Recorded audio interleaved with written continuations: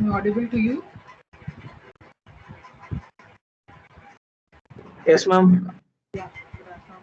Okay, so now I'll start with the class. So previous class we were seeing about few basic concepts, and then we started with modular arithmetic. And so I will share you the file now. So kindly take the notes now and then.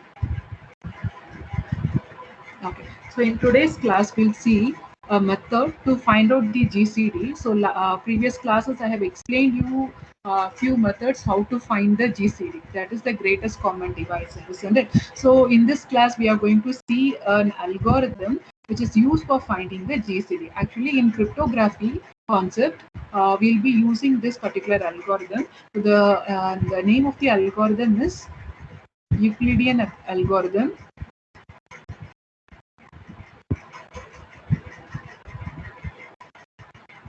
So for bigger numbers, how to find out the GCD using this particular algorithm we are going to see, and it is a very efficient method to calculate the GCD of two integers. And now this particular Euclidean algorithm can be defined in such a way that GCD of a comma b, where a and b are two integers, a comma b, we can find it out in such a way that we can give a definition as a means GCD of a comma b will be a only if and only if the value of b is equal to 0. The same way in the vice versa also.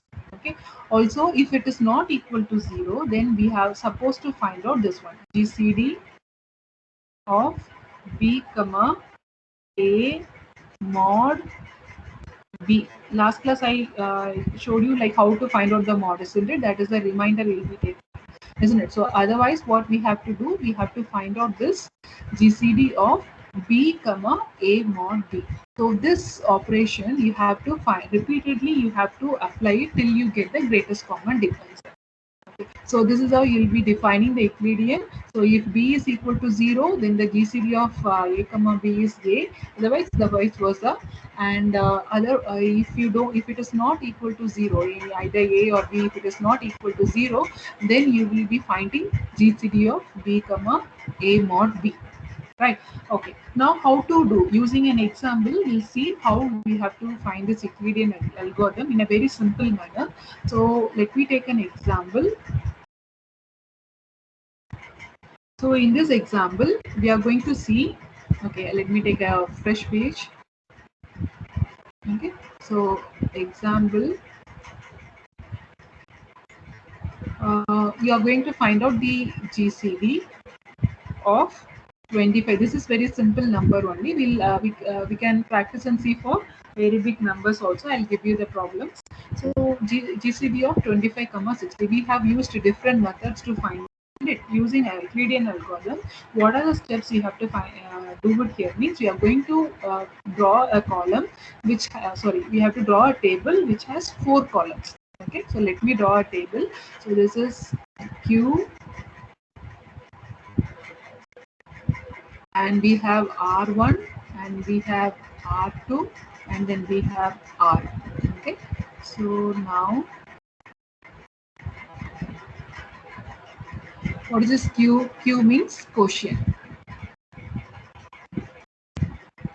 And what is R1 here? What is R1 means? That is the greatest number among these two values. So greatest number,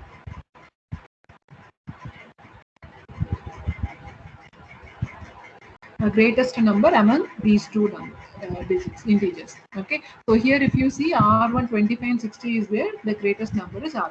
And R1 and R and R2, we will see what is that. R means remainder. R2, what is that? We will see another number. R is the remainder, and R2 is the other number.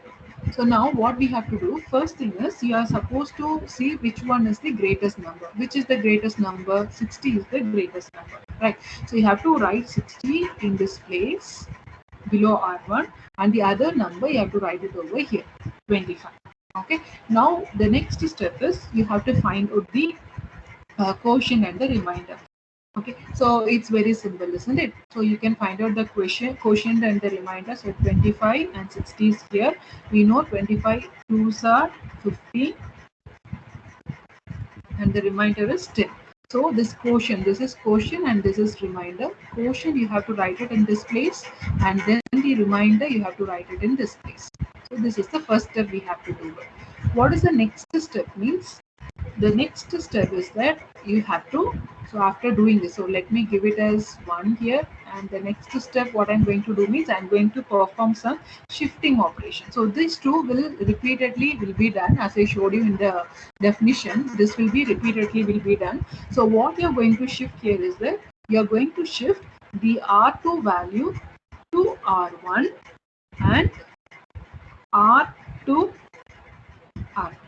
Okay, so here what you're going to do, you're going to shift R2 to R1 and R to R2. This shifting operation you have to do it. So after doing this shifting operation, what will be the values? You will get 25 over here, and here you will get 10. Isn't it? Now you have got R1 and R2. Then the same set of iteration you can perform it. So when you do that, do it.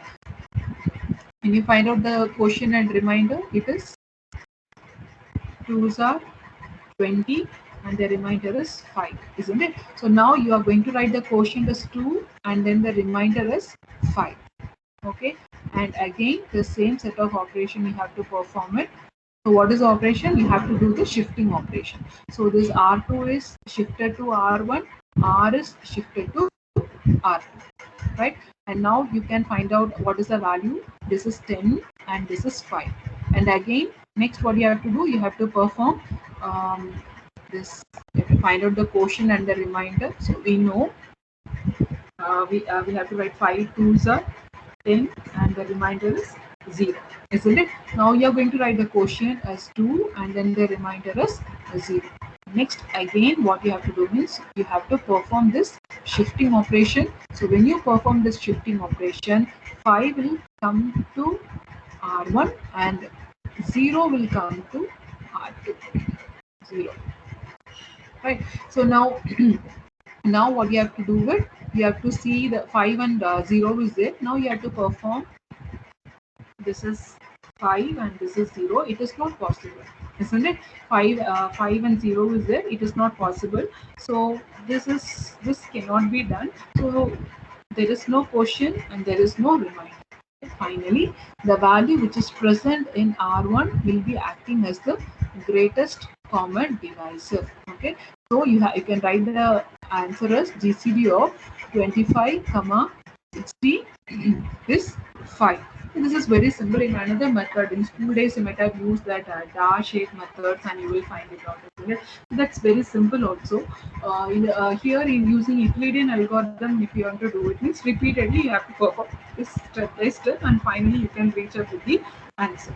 Okay? Do you understand this method? Okay. So now I'll give you one small problem. So can you do that? I'll give you two exercises.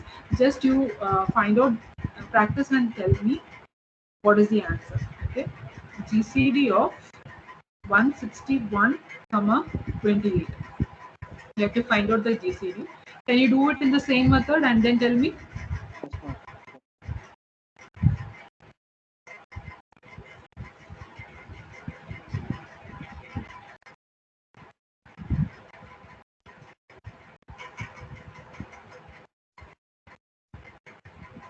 So you have to find out the GCD using this Euclidean algorithm.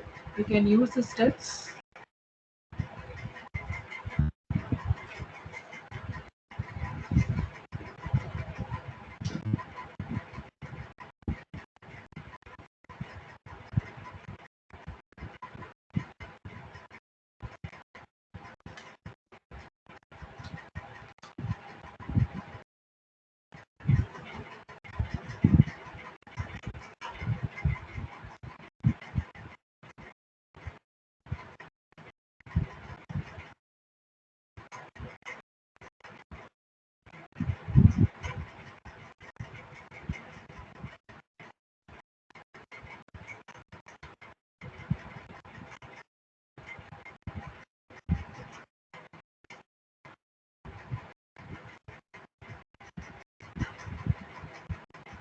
Ma'am, it's 7.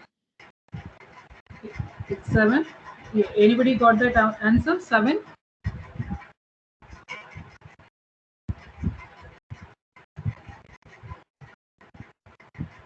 7 is the right answer. Okay, did you all get it? Yes, ma'am. Okay, fine. So this is 7. how, in the same way, you have to proceed for the other numbers. If any number is given, the same way you have to do it. And only one mistake what we will do. So now it's okay, no problem, because we are studying some basic methods. Now only we have started it, the different method of solving the problem. So it won't get confused. Maybe after studying some 2 or 3 algorithms, you should not get confused. Okay, so you should know what is r1. In r1 you have to place the greatest number. Okay, in then the another number you have to place it in r2. So this you have to decide, you have to remember, and then you have to. Okay, now the next topic is congruence model. Last class we saw about modular, isn't it? So now we can see about congruence modular. So we'll see some examples also using this, and it's a very important topic in cryptography. Whatever we are seeing, the basics, whatever we have studied, everything, most of thing will be applied over here. And so listen carefully. Okay, so what is meant by congruence modular? So we know what is meant by modular, isn't it? So what is congruence modular means? So let us consider a 12-hour clock. Okay, so this is a clock. So what you will do, we used to wait. Let me draw a little more bigger.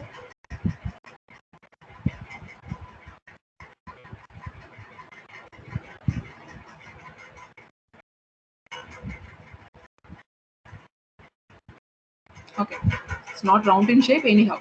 So here, how it looks in a 12-hour clock, we have 12, 1, 2, this is 3, 4, 5, and 6.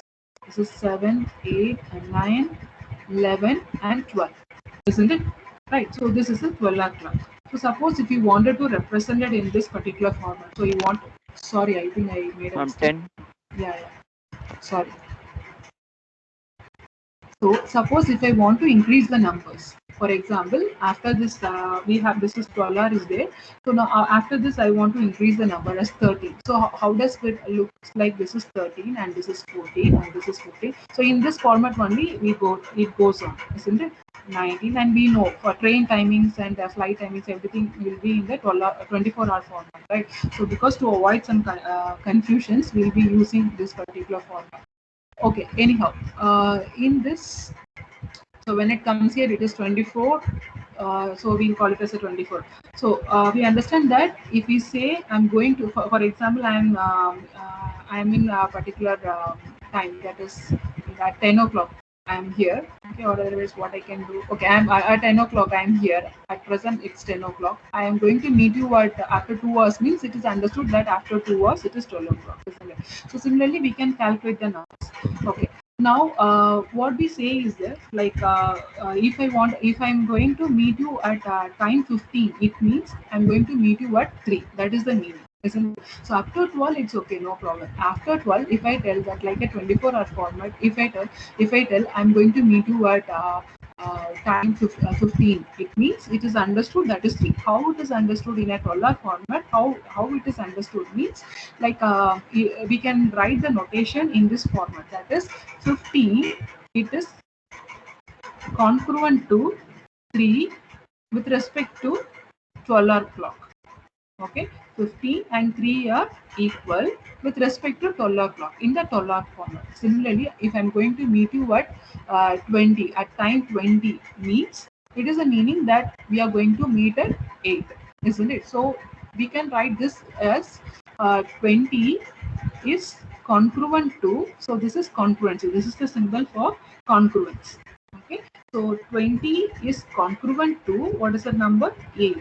So 8 with respect to 12 o'clock. So mod 12. So this is how we used to write it. Okay. So as a definition, if I wanted to write means, I can just write like this. If a and b are the integers and n is greater than 0, we can write a congruent to b with respect to n. So let me write it here. The definition we can give for this congruence modula is that if A and B are integers and n is greater than 0, we can write it as um, A congruent to B mod n. That is, A is congruent to B. A and B are integers and this n is greater than 0. So we can write it as A is congruent to B with respect to n. Okay, and we have studied that property of divisors previously, isn't it? So here, what is the meaning of this means? What is the actual meaning of this one is that n, that is the value n, divides, okay, this is divide symbol, divides A minus B. That is the meaning of this congruency. Okay, for example, I can take the same example, that is 15 is congruent to 3 mod 12. So how we are going to prove this one? Okay, so how do we say that n is dividing this A minus B?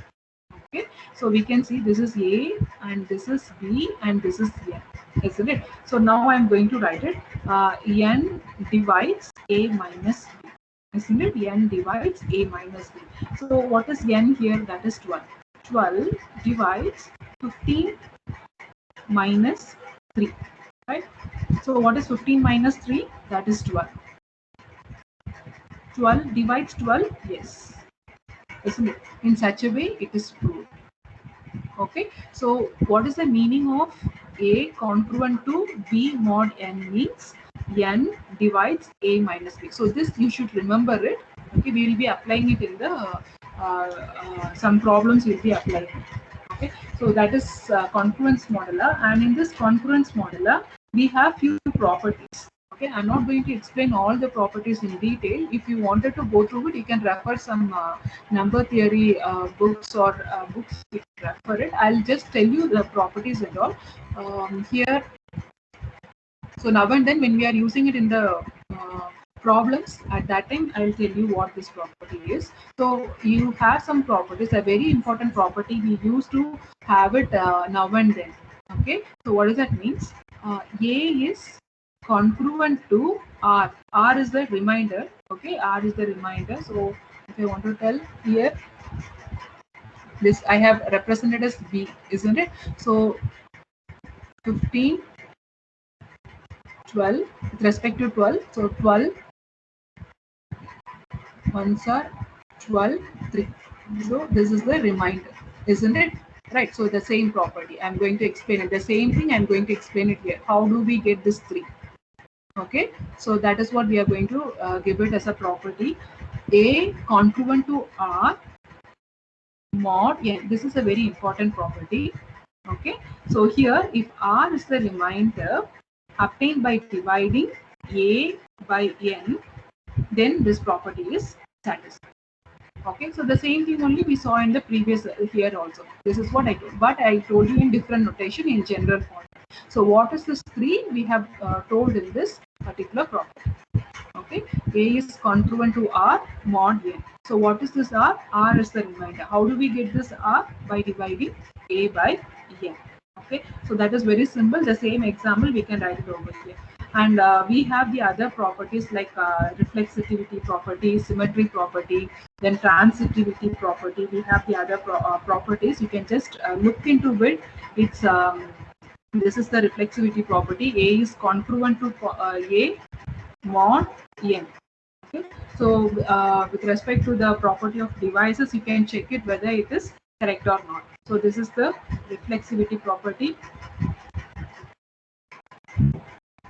And the third one, you have symmetry property.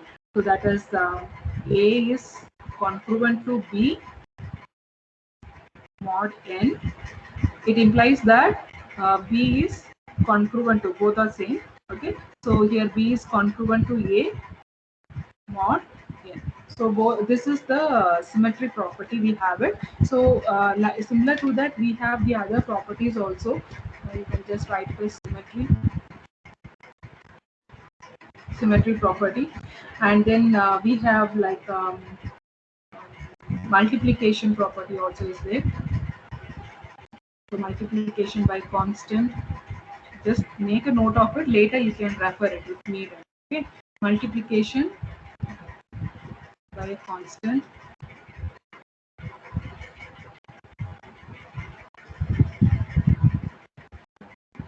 if A is congruent to B mod n, and you have another number that is C. Okay, we are going to take another number that is C, which is not equal to 0.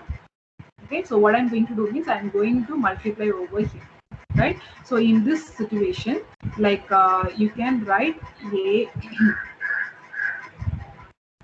you can write A is AC is A into C, isn't it? So AC is congruent to BC mod n. So this is valid. Okay, we can try and see this with one example also. Like we can take A is equal to the same example. We can take it. So here that is we have taken 15, isn't it? 15 3 mod 1, right? So the same example we can write it. 15 is congruent to 3 mod 12. This example if I take, so A is 15 and B is 3 and N is 12. We can see this is, we are going to take a C value is not equal to 0. So let me take C as 2. So according to this one, what I'm going to do is 15 into 2 is congruent to what is B 3. So 3 into 2 mod 12. Isn't it? Okay. Mod 12. So when I multiply, I get 30 is congruent to 6 mod 12. What is the meaning of this one?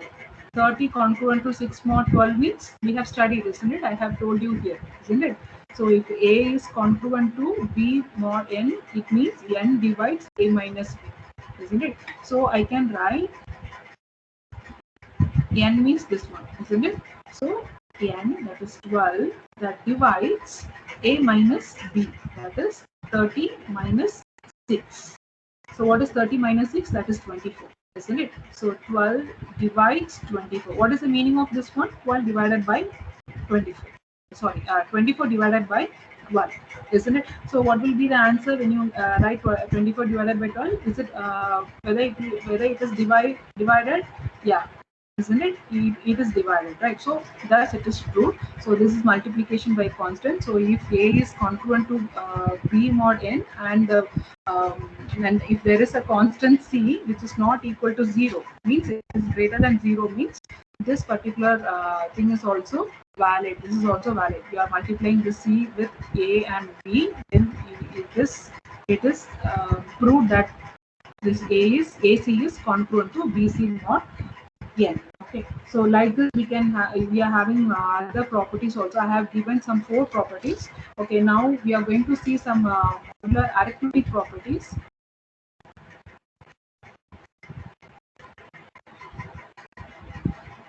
You just refer those properties. Okay, no need all these proof and all. Just I have given all these things. Just 4 properties I have given. So this is very important. So we will be using this property now and then in some problems. So remember that. Now we'll see some modular arithmetic properties.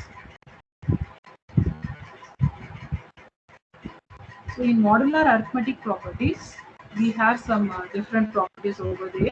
So what does that mean? Like you can write, for example, A plus B. Okay, A plus B mod n. So this is very important. So A plus B mod n. So this one can be rewritten as, suppose if you get in a problem when you're solving, when you're getting some problem in this particular format, this can be written as, how can you write it? You can multiply A into mod n plus B into mod n. Okay, so A mod n, what is the operator you have? That is plus B mod n, right? Okay, so in this way you can divide it, and then you have to write the whole mod n.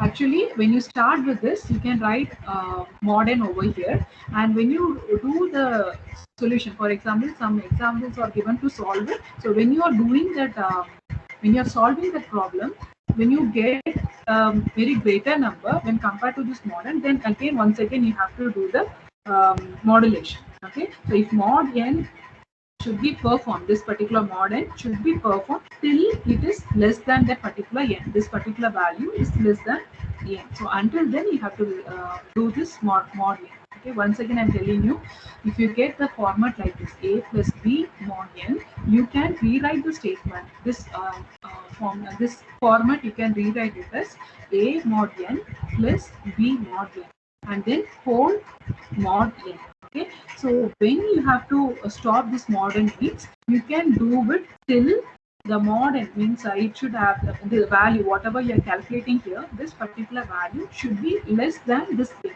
Until then, what you have to do, you have to perform this mod n repeatedly, you have to do it. Okay, and the same way you have the other property, that is a minus b mod n. So it can be written as a mod n minus b mod n, and again you have a mod n, the same condition apply, it will get repeated, this mod n will get repeated. So we'll see sums related to that. Okay. And the next one, third one is a into b mod n is equal to a mod n into b mod n and then mod. Okay, so these are the arithmetic properties, you should remember it for solving the problems.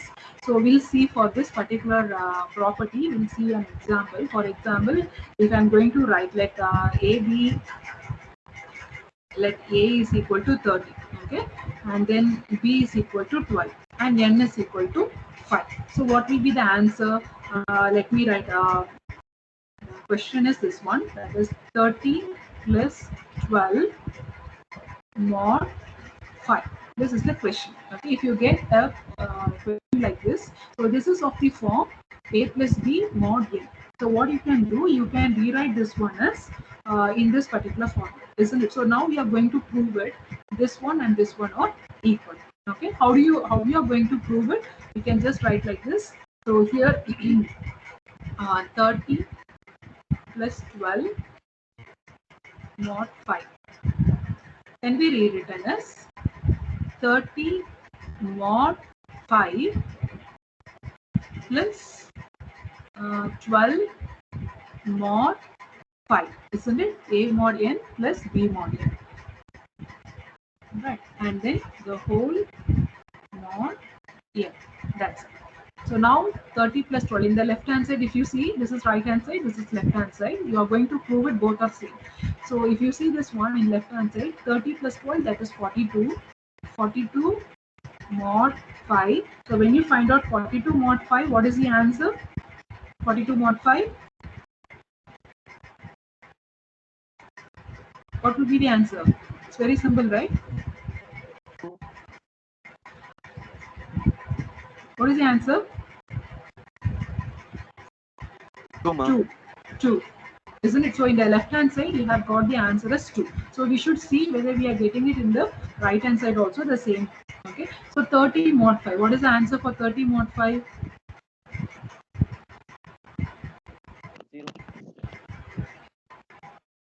0. 0. Isn't it? Plus, what is the answer for 12 mod 5? 2. 2. Good. So then we get we have mod n. What is n? I thought that is 5, isn't it?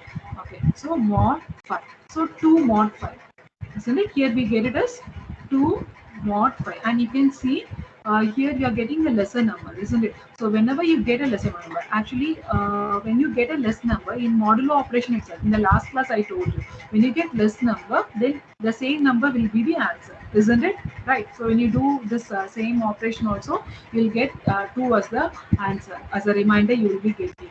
So when this particular value is lesser than this value will be the reminder. This will be the answer. So that is equal to 2. So in left hand side also you have the value as 2, in right hand side also you have the value as 2. Okay, and the condition what I told, that is this n value should get repeated till you get the n value which is less, this value should be less than the n value. You can see this value is less than n value, so we no need to perform mod operation. Okay, so directly you can write the two values. Suppose if it is greater than this n value, means you have to perform the mod operation and then you have to provide it. For example, if you get here instead of 2, if you are getting 12, means when compared to this value, this is greater. So you have to find out 12 mod 5 and you should give the answer. Since it is less than this 5, you can give the same value. Okay, so 2 is equal to 2, so left hand side is equal to right hand side. So thus it is put. Similarly, you can try for the other properties also.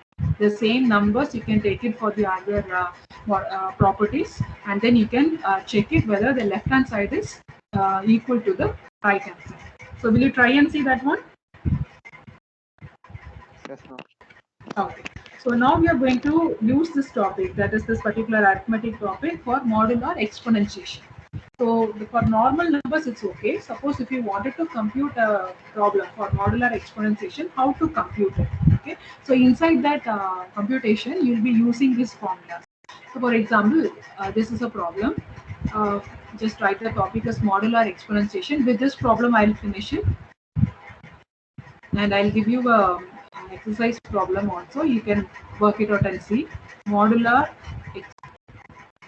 exponentiation.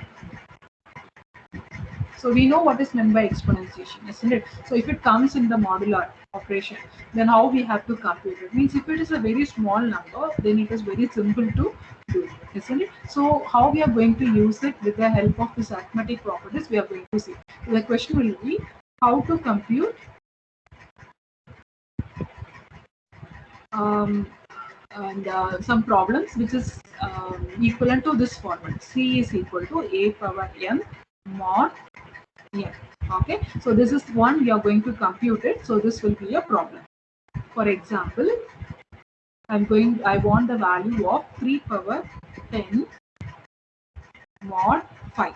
Okay, to perform this calculation, so we know how we have to do it. Normally what we will do, 3 into 3, isn't it? 3 power 10, isn't it? So this one, so you'll be you'll be finding out this particular value, and it is a very big value, right? And then you'll do the modulo operation, and with 5 and you'll get the response. So with the help of this arithmetic property, how we are going to do this one? So for this, first you should remember the property which we have studied in school days. Okay, so like do you remember this property, that is x power a the whole power b? This can be written as x power a, isn't it? We can multiply these two. This properties we have studied, no, in school days, in 10th we might have studied. So x power a the whole power b can be written as x power ab. Similarly, if the property is like this, x power a plus b, so what we will do, we will write it as, do you remember this one? X power the a plus x power b.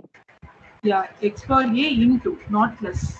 Here if you write in the power, if you are getting a plus b, then you will be rewriting it as x power a into, this is into, okay, into x power b. So these two properties you should remember.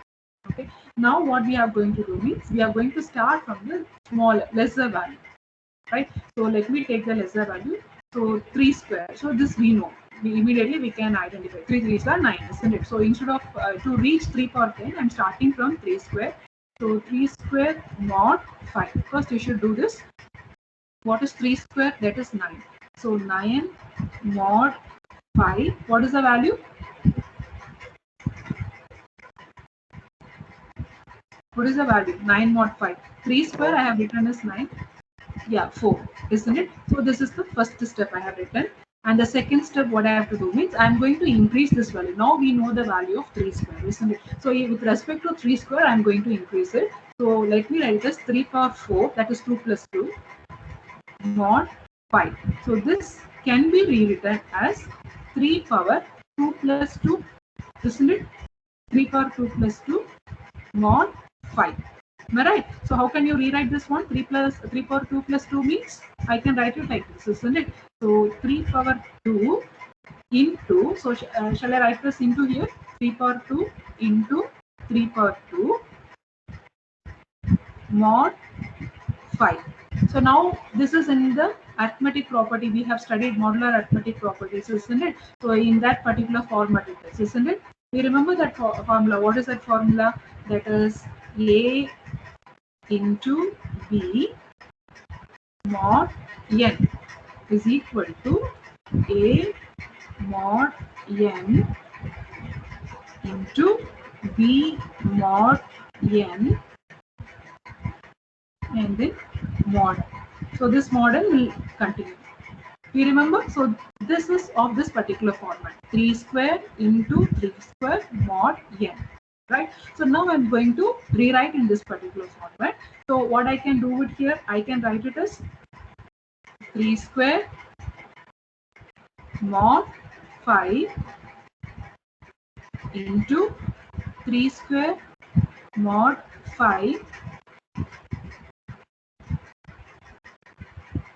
and this is mod 5. Okay, what is 3 square mod 5? We have found out here. What is that value? 4, isn't it? 4, and this is also 4. 4 into 4 mod 5. So what do we get it? 4 into 4 mod 5 means 16 mod 5. 4 4s are 16. That is 16 mod 5. So what is the answer for this one? 16 mod 5? 1. 1. Okay, so now we know the value of 3 square and we know the value of 3 power 4. Okay, and in the next, what do you have to compute?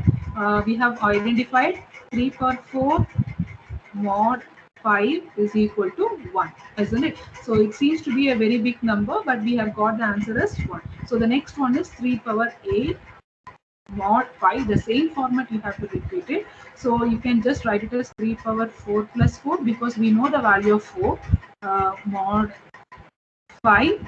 Okay, and then this can be written as 3 power 4 into 3 power 4 mod 5. So this can be written as that arithmetic property 3 power 4 mod 5 into 3 power 4 mod 5 and then the whole mod 5.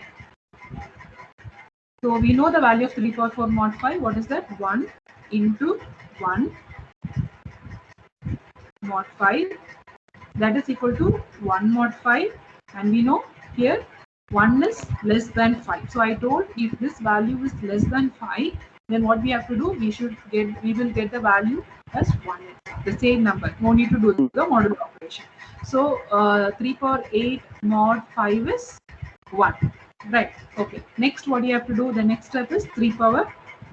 Yeah. Or until now, what we did? 2 plus 2, 4. 4 plus 4, 8. Isn't it? And then 8 plus 8, 16. But our question is 3 power 10.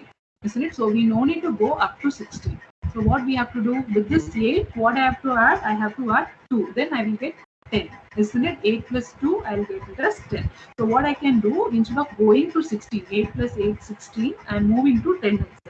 So 10 mod 5.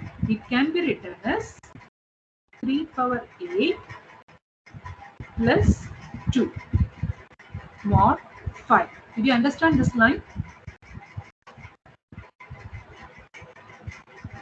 Yes, ma'am. Shall I continue? Yes, ma'am. Okay, so this Yes, can be ma'am. written as 3 power 8 plus 2 mod 5 because 8 plus 2 it is 10. That is what we need. So here this again we can write it as 3 power 8 mod 5 into 3 power 2 mod 5. Okay, the whole mod 5. Okay, now we know the answer for 3 power 8 mod 5. What is that? 1. So 1 into 3 power 2 mod 5. What is the answer? 3 power 2 mod 5? 4. Isn't it? So this is what we got it. 4. So you can write in this place, you can write it as 4 mod 5. So that is 4 mod 5 and this value is less than 5. So what is the answer? 4.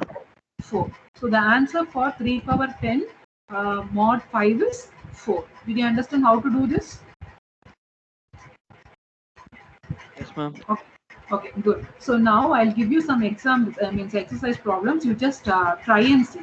Okay. Next class I'll start with the next theorem. So it would be better if you practice these problems. So just two problems only I'm giving you. Some practice problems. Examples. Three. First one is 3 power 20. We studied 3 power 10. Up to 10 you know, isn't it? With that itself you can continue. Mod 5. So what will be the answer? The next one is 2 power 34 mod 3. It is not in a proper line, but just 2 power 34 mod 3. So what will be the answer? Okay, so this you are going to do, you are going to solve it, and next class you have to give me the answer, right? And if the power is very high, more means in 3 digit and 4 digit, if you are getting the power, then how we have to do it, what algorithm we have to use it, that we'll see in the next class. Is that okay? Okay, ma'am. Okay. Thank you, students. And Thank regarding your project, I told that I will be giving some list of projects.